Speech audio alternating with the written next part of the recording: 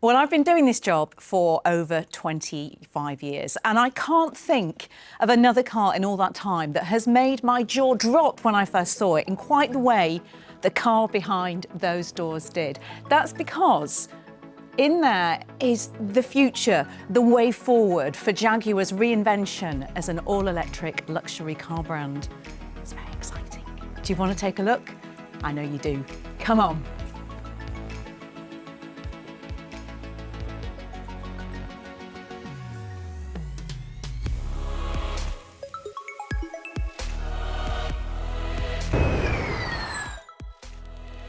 Meet the Type 00. Zero because, of course, this car is zero emissions, as will all Jaguars be in the future.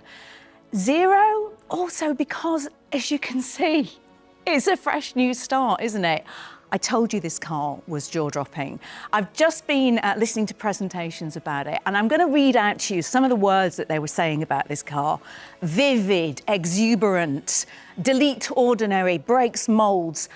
And the most important one for me was in the words of William Lyons, of course, Jaguar's founder, that it was a copy of nothing. And you know, this is going to be polarising you out there right now. Some of you will be saying it's absolutely gorgeous, others will be going, what the hell? And I completely think that that is what Jaguar's been going for with this. It is, as you can see, a copy of absolutely nothing. Right then, what have we got? Well, the words Jaguar is using to describe Type 00's design are exuberant modernism. And you don't get much more exuberant than bright pink, do you? Type 00 comes in two colours, Miami pink and London blue. The former reflecting the Art Deco surroundings of its reveal, the latter its British heritage.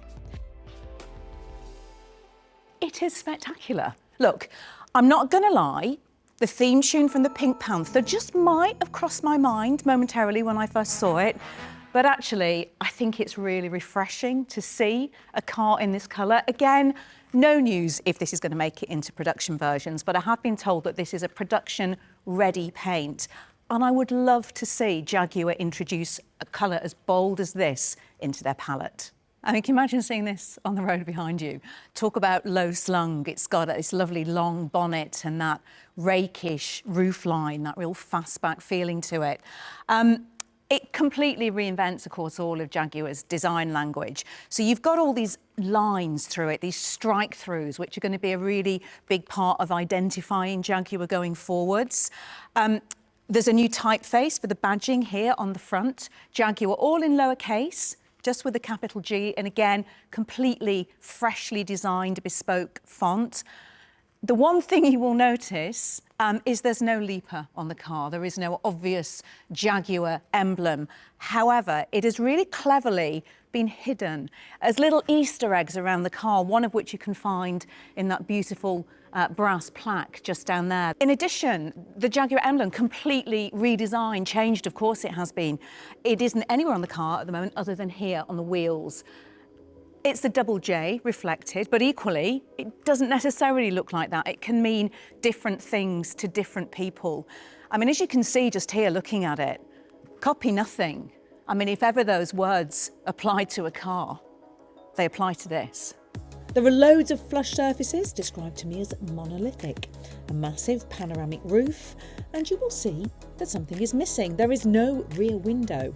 Instead, there's a Polestar 4 style glassless rear tailgate with cameras hidden under brass plaques on the side. And how about those wheels? It sits on massive 23 inches. That is a hell of a rear end, isn't it? This is a big car, and I don't just mean its size. It's hard to underestimate how big this car is for Jaguar as a brand. So to help me decide if the future is looking rosy for Jaguar with the arrival of the Type 00, it's time to call in the electrifying cavalry. Right then, Nicola and Tom. So we have finally seen the long-awaited Type 00. Zero because it has zero emissions, zero because it is, I guess, ground zero for a new future, a new chapter for Jaguar. I was wondering if it's also zero because the amount of zeros that are going to be on the price tag. That as well, that too, yes. Has it left you feeling rosy in the pink, all of that? Because we've got to talk about the colour, haven't we? Tom, you go first. Well, I think my first reaction was kind of like, which I think is possibly what they want it to do. And then after that, I thought, well, if you're going to spend £100,000 on a very posh car like that, you want people to stare open-mouthed as it drives past. So I think some of it looks a bit like a kind of film car, like something that's armor-plated or something that will be in a sci-fi film. But I think I love it.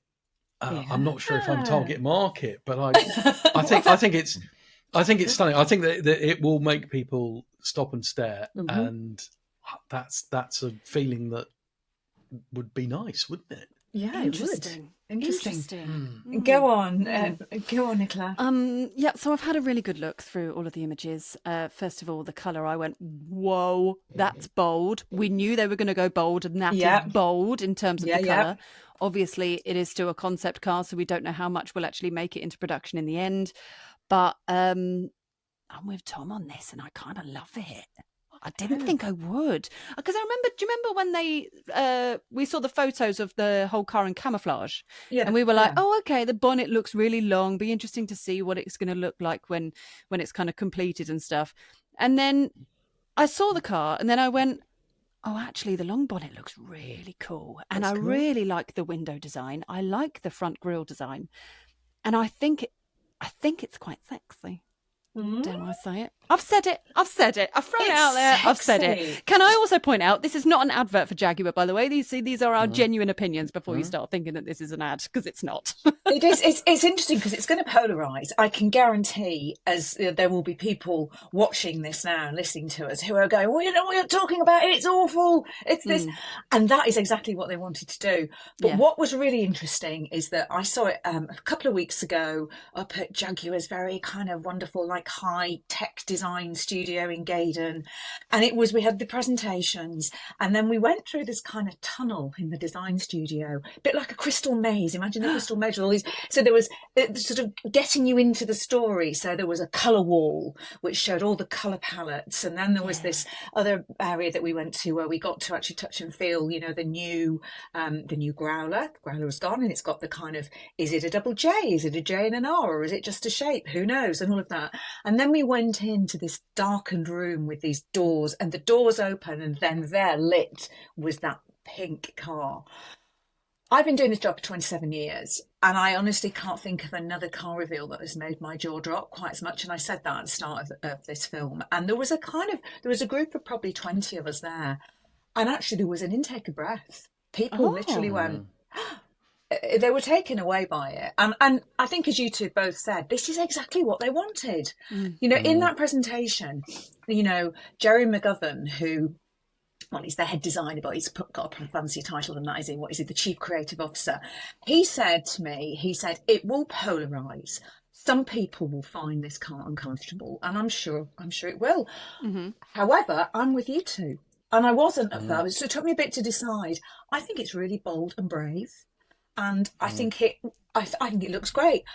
I think we are going to see a production car that's quite close to that. Nicola, you're absolutely right. And when you see the pictures of the prototype here now, against that car, you can see the similarities. And I was certainly told on that day from senior Jaguar figures that it's very close. It's not going to get things like the lovely butterfly doors, for example.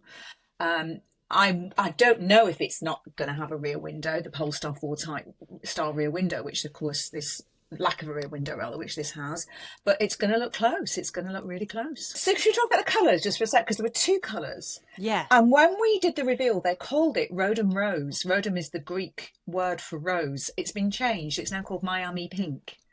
So it's Miami Pink and London Blue. Imagine having that on your driveway. Just like a bright pink car. I mean, you'd expect maybe Katie Price or someone like that to have a bright pink car. She's got a pink Range Rover, hasn't she? But like having a Jag, especially the complete 180 that Jag have done from what they used to have from their classics, from your E-types, your F-types, that kind of thing, to now having a bright pink EV is crazy. Nuts, isn't it? The pink and the blue, it's like a kind of gender reveal, isn't it? You could just do a gender reveal to your neighbours by parking one of them onto the drive for your baby. God, you could. Yeah. But the other thing that's interesting about it, I thought, is that if you look at the design a bit longer, all these people saying, "Oh, there's no heritage." Got a hilarious email from some owners club, Jaguar owners club, saying, "Oh, this is all outrageous." But there is, I think, a little bit of heritage in it. I mean, that long bonnet and those sort of rear haunches above the rear wheels are very E-type. I mean, it's not a rounded car by any stretch. It's got those kind of curves. The other thing it reminded me of a bit was Cybertruck. And you think, you're not the first person to say that. But that kind of radical change in design and direction that came with the Cybertruck obviously got a lot of attention. And I think Jaguar have gone, perhaps we need to be doing something similarly crazy here. Those very sharp edges, they have. It was interesting because they were talking a lot about the word monolithic was used quite a lot, and brutalist modernism and all of that stuff. So they're definitely going for, like you say, much more brutal lines than anything we've seen before. So should we move on to the interior? Yes. I think I suspect that the interior will not give us much of a steam on the production car. I don't know. No, that's pretty standard though, isn't it, for most concept cars? I mean, they just throw everything sort of high tech and very, very spacious in concept cars. So it's very rare to see a concept car keep the same interior. So as much as it looks extremely spacious and lovely and futuristic, I very much doubt it's going to be like that at all. Yeah, we've got those gorgeous front hinge butterfly doors. We're not going to have those. And I mean, obviously, you can see from those prototype pictures that we've seen, it looks very much like they're saying it's a 4-door GT, so that 2 doors don't work in a 4-door GT, do they? But I just got looking back through my notes from that day, and they were just saying, it's all like brass in the interior, locally sourced from like artisans close to there, close to Coventry. There's brass lines that run along the centre. The seats are floating on travertine plinths. Probably. I don't know what that means, but that's nice. It's travertine that's been milled, and the seats float on it, and then there's lots of textiles on the seats to give it like a homely feel. And there was all this talk about tech should be enhancing, not domineering. So you can slide the twin screens away if you need a digital detox. So lots of talk about it all being very calm. And I don't know what you're going to make of this, Nicola. There are some prisms in there. There's 4 prisms that you can. Yeah. Okay. So depending on your mood, you've got 4 prisms. They're totems. The little kind of like totem poles, I think, and you can insert them into the centre. And don't laugh. Stop it. One of them is travertine, which is grounding. So if you need to feel grounded. Yeah. One of them is a scent. So if you need, you can put this kind of scent thing in there, and it will fill the cabin with scent, which is released into the cabin. There is a brass one as well, in line with all that brass. If you guess, you do want to feel a bit more goldeny. So there's things like that. Maybe, who knows? But I'm guessing it's not going to be there on the options list. Okay, do you know what? Tom's face is a picture. Do you want a totem in your car, Tom? well, I'm thinking I've got travertine tiles in my downstairs loo. So is it? Is it the same sort of thing? There? I got them out of the skip. Don't be impressed. I mean, it's a thing of beauty, the interior, but it's But I guess we will see some hints on it. I imagine there will be something there that we'll see in the production car, even if it is this ability to kind of maybe declutter the screens if you want to, that kind of thing. I don't know, I'm just guessing. I've got a feeling that I might be their target audience. Have you got at least £120,000 to spend on a car? I don't. You can lend me a fiver. Cheers, babe. Okay. I'm one of those where I'm very, very millennial. I do have crystals and things like that in my house because, of course, I do. I believe in manifestation and all that kind of thing. And that's me. And I feel like if they're going to start putting that in cars, then I'll go, this is the kind of mood I'm in today, so I'm going to put this in, and it's going to make me feel all zen and nice. And I feel like I feel like they've maybe designed it for me. I wouldn't have it pink, can't lie. Not a fan of that. I'd have it blue. London blue, as a London girl. Yeah. Yeah. And this is annoyingly a bit of me, and also really annoying that I can't afford that. Tom, the totems look so lovely. I was quite like you. I love a bit of crystals in there. I like all of that. I like my Palo Santo and like my incense and beautiful, really nice. And of course, Friday nights there. That's my. I'm laughing at Tom shaking his head. Oh, Tom! I'm trying to sip my coffee. Oh, yeah. Do you not like some Palo Santo on a Friday night and get your incense out, Tom? Come on. So I'm incensed. I quite liked them, and they look beautiful. They show, they're all there in this gorgeous presentation box, and I just quite like the idea of choosing my totem and putting it into the centre of the car for my mood for the day. And if you're in a bad mood, then you can just change things round, and it will just change the aura around you and manifest a new mood.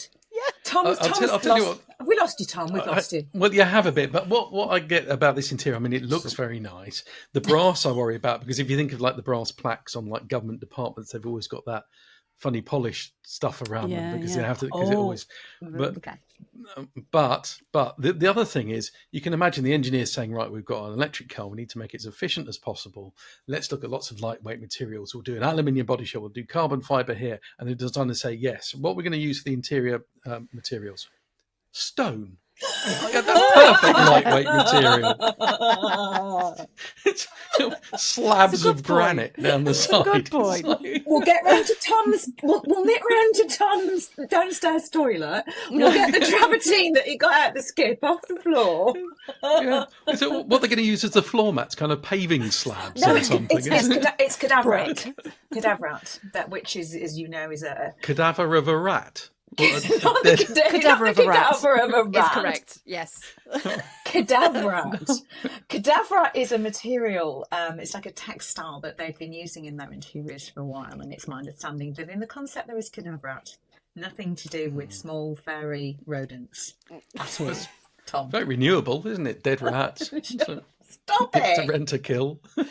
I'm honestly interested to see the general public's view on this car, because obviously like we work in the automotive industry, we drive different cars all the time, we're the ones that fully understand that Jag need to make a complete U-turn and release this bold new car. So it'd be really interesting to see what sort of Joe Blogs general public genuinely think about this car, if they're able to distract or move that from the original classic Jags that everyone has in their heads, if they're able to make that complete separation between the two to then be able to appreciate both, or whether they're all just going to kick off again. They're probably going to kick off again, aren't they?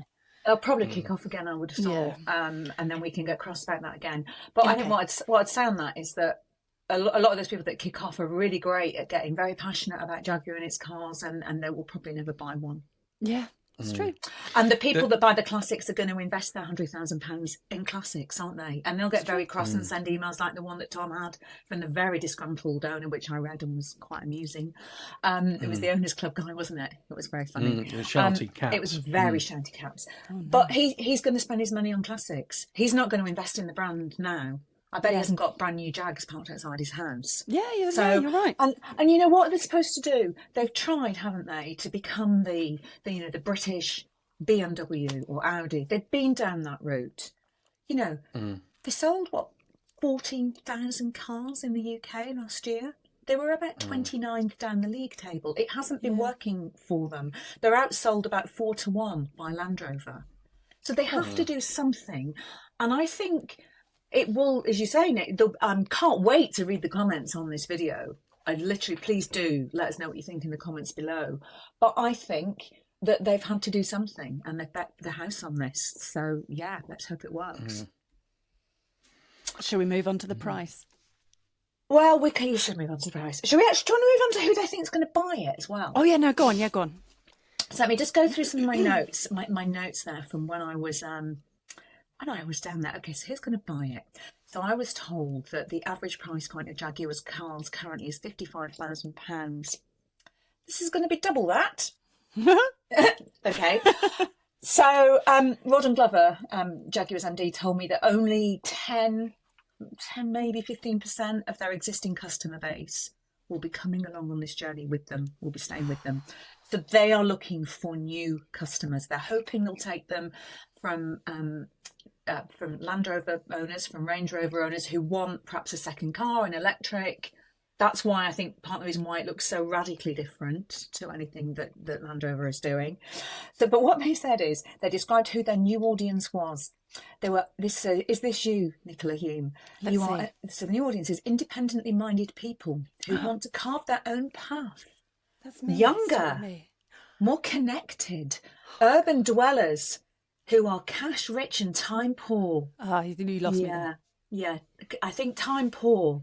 Maybe, but not cash rich. Yes, exactly that. Yeah, I'm 50% of that, yes. Well, interestingly, they are adamant that that is the similar profile to the kind of people that bought the E-Type originally. Do you know about that? Not sure. So it's going to be sold via sort of stores, boutiques in places like, the fancy shopping district in Paris and London's Bond Street. And I guess they're going for this completely new audience, younger, urban. Doesn't really look like an urban car to me, does it? You? Not sure. It's a bit big for an urban car. And also, I wonder is that they say these are people who'd be new to the brand. They may not even have heard of Jaguar before. Are they going to be able to build that brand quick enough? And get to this new audience quick enough by the time the car finally goes on sale? Possibly. I weirdly think that there is an audience there, and I genuinely think, going to throw this out there, influencers. You think there's so many influencers out there that are young and they have that money because they earn that money on social media, etc. And I can just see a ton of influencers driving around in their brand new EV Jags. I can just see it, and I can see them doing it in pink because they know it's going to turn heads. They know it will make good content, all that sort of stuff, and I can see it happening. I can. And you say that, will they build the brand big enough? There's people in the Amazon desert or the Amazon rainforest who haven't seen civilization ever, who have now heard of Jaguar as a result of the chatter over the past week or so, haven't they? And that's all, I'm sure, part of the plan, that they just want to get it talked about. And just that look, the look of that car, and then people will hear about what it does and the technology, and it will be enough to say, I don't care what brand it is, I'll have one. Okay, let's turn to the technology. So they're going to use it's a new dedicated architecture, JEA, Jaguar Electric Architecture. So they're targeting an official range of up to 478 miles. Adding 200 miles of range will take around 15 minutes. Whoa! And it's going to be all built in the UK. I-Pace, of Course, the first electric car was built by Magna Stern in Austria. It was built in Austria by a supplier. That sounds great now, doesn't it? But that's huge. Yeah, but we're not going to see this car for a long time. Is it going to be great then? This technology is moving so quickly, isn't it? And also, I'm imagining what it's going to have 100 kilowatt battery in, isn't it? I'd have thought, with targeting a 478 mile range, you have a massive battery in there. To achieve 200 miles in 15 minutes is very impressive. I think even in a couple of years' time, that will still be very impressive. So I think the key word in that was they're targeting. But if that's, I don't know. Sure. Is that, what do you reckon, Tom? Doable? Achievable? Oh, it is doable. The Audi A6 I was driving was doing those sorts of figures anyway, possibly a little bit better than those. I do wonder about the packaging, though, because that long bonnet, you need it if you've got a very long engine. But electric architecture means that electric motors are small, aren't they? And the batteries are big, but they tend to go. So are they putting all the batteries in that bonnet bit? Unless it's just got the biggest frunk you've ever seen in your life. We'll just buy it and live in the frunk. Yeah. There we go. That's the answer. We'll have you can have blue, I'll have pink. Perfect. We can park up side by side, go to bed in the frunk.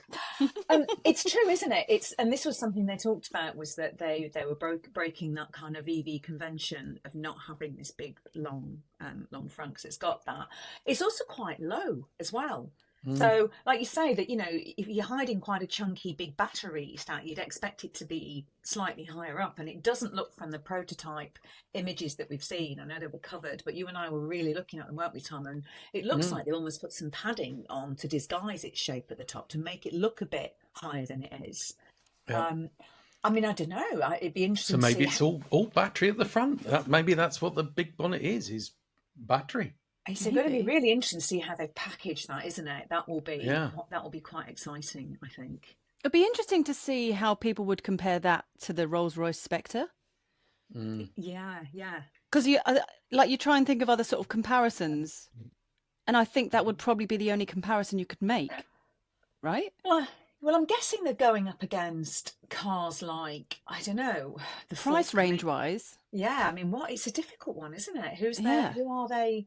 You know, who's their competition? Yeah, Spectre's probably double that in price, isn't double it? That, yeah. Lotus, maybe. Yeah. Could maybe. When you start looking at it like that, it's not that expensive, is it? It's $100,000. What, the top i7, BMW i7? Is that much? Yeah. That was a comment that somebody made on the day when I was there, and they said, we're not sure if it's expensive enough. Almost that feeling that do you want it to be really desirable? Does it need to be, you know, more? But I think that, you know, given what they can do already with, you know, with Range Rover, with speccing those up and with special editions and personalisation, I would have thought that, you know, there aren't many cars that will be, once they're fully specced, you know, they'll be well over six figures, won't they? Well into, you know, 130, 140,000. I know, right? It's insane for a car. It's insane. It's just crazy. So, well, I mean, yeah, I don't know what else we've got to say really, other than, I guess, good on them. Any more thoughts from either of you two on it? I'm pleased for them, and I'm excited for them, because I think it is all or nothing right now for them. And I think if this doesn't land, then I think I will be gutted for them. But I think good for them for absolutely going for it. And I think, what are we going to do between us? Are we all just like going to fight to the death on who gets to get the first drive? Is that how we're doing it? God, can you imagine? No, you know Ginny's going to win. How do we do? All right, boss lady. How do we even do that? We've got a walk around video first of all. Yeah. So let's wait until then, and then we'll have to just draw straws or something, won't we? I know what'll happen. I know what'll happen if it's me to go down. I'm not accepting any food or drink off you two in the week prior to me going off to drive that thing, just in case. I don't know what you're talking about. I've got a lovely bottle of wine downstairs, though, by the way. So, Jaguar's all new transformation into a luxury electric car brand will continue. As we said, we'll be fighting out who gets to do the first walk around of this video, and we will be driving it, but all of that is coming later in 2025. So if you aren't already, what should they do, Nick? What do they need to do if they aren't already? They need to just bloody subscribe already. How many times have we got to ask you? Honestly, why aren't you already? And also, Tom, what else do they need to do? They need to switch on. I think they need to notifications. Yes, and yeah. And comment. I think this is going to get a lot of comments anyway. There's going to be a lot of opinions on this. A lot of opinions. I have a feeling we will be back with you very soon with either a podcast special or some kind of video special just to discuss your comments on this car. So there you go. The one we've been waiting for, Jaguar Type 00, has broken cover. And from the three of us, it gets a thumbs up. Thumbs up. I'm going to give it a little round of applause. Just a little one.